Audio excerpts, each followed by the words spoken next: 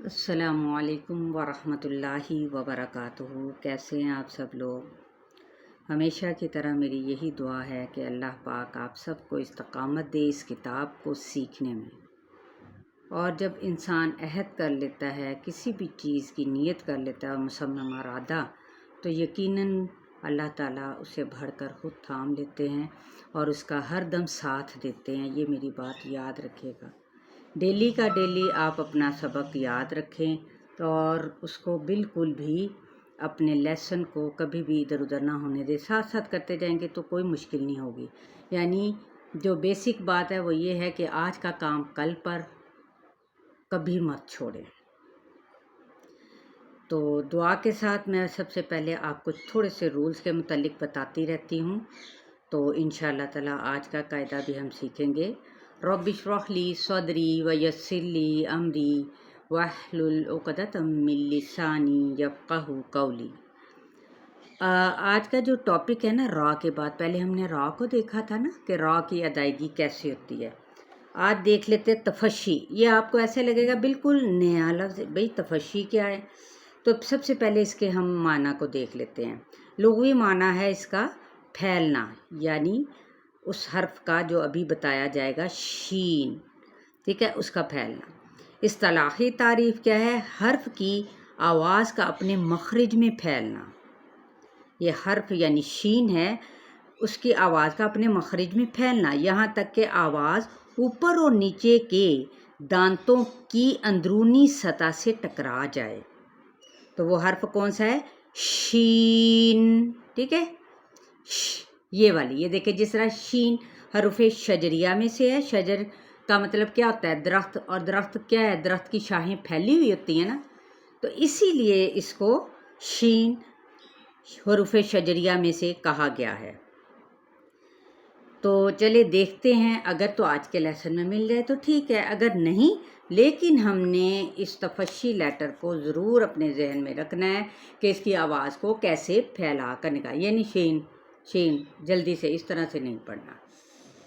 چلیے، اعوذ باللہ من الشیطان الرجیم، بسم اللہ الرحمن الرحیم۔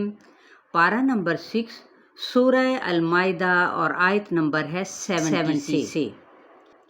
لَقَدْ أَخَذْنَا مِيثَاقَ بَنِي إِسْرَائِيلَ وَأَرْسَلْنَا إِلَيْهِمْ رُسُلًا كُلَّمَا جَاءَهُمْ رَسُولٌ بِمَا لَا تَهْوَىٰ أَنفُسُهُمْ فَرِيقًا كَذَّبُوا وَفَرِيقًا يَقْتُلُونَ۔ اب یہ یہاں پہ تو خیر کلکلا کا آ رہا ہے، ٹھیک ہے، یہاں پہ کوئی بھی شین اس وقت لیٹر یہاں پر موجود نہیں ہے، لیکن پھر بھی ہم دیکھ لیتے ہیں۔ دال پہ کلکلا ہے، نا پہ الف مدہ، سا پہ بھی الف مدہ کا قاعدہ، ٹھیک ہے، سمپل سا ای پہ یا مدہ، یعنی حروف مدہ کا یہاں پہ بتا رہی ہوں۔ اسی طرح سے الف مدہ یا الیہم پہ یا لین کا قاعدہ، ما پہ الف مدہ، جا پہ بھی الف مدہ ہے لیکن یہ 4 حرکت کے ساتھ کھینچیں گے، مد متصل کہلائے گی۔ پھر یہاں پہ اقلاب کا قاعدہ ہے، میم چھوٹے کے بعد کیا ہے؟ با رہا ہے، تو یہ یعنی تنوین کے بعد اور چھوٹا سا میم نظر آ جائے تو اقلاب کہلاتا ہے۔ الف مدہ، لا پہ بھی الف مدہ، اور اسی طرح سے بو پہ واو مدہ اور لو پہ بھی واو مدہ۔ وَحَسِبُوا أَلَّا تَكُونَ فِتْنَةٌ فَعَمُوا وَصَمُّوا ثُمَّ تَابَ اللَّهُ عَلَيْهِمْ ثُمَّ عَمُوا وَصَمُّوا كَثِيرٌ مِّنْهُمْ وَاللَّهُ بَصِيرٌ بِمَا يَعْمَلُونَ۔ اب یہاں پہ بھی دیکھیں شین موجود نہیں ہے، جس کے بارے میں ہم نے ابھی سیکھا، لیکن قواعد ویسے کے ویسے ہی ہیں۔ لقد كفر الذين قالوا إن الله هو المسيح ابن مريم وقال المسيح يا بني إسرائيل اعبدوا الله يا بني إسرائيل اعبدوا الله ربي وربكم إنه من يشرك بالله فقد